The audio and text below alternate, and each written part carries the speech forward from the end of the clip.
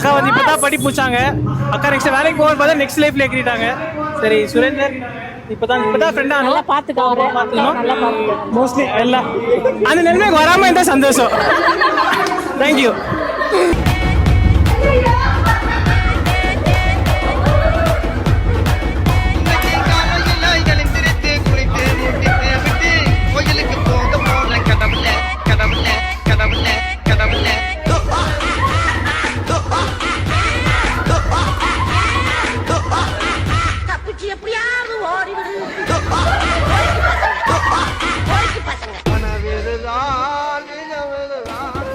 இந்த சம்பவத்துக்காக நீங்க ஜெயிலுக்கு போனீங்க. அது சம்பவம் இல்ல, சரித்திரம். என்ன விஷயத்துக்காக போனீங்க? அது விஷயம் இல்லம்மா, விசித்திரம்.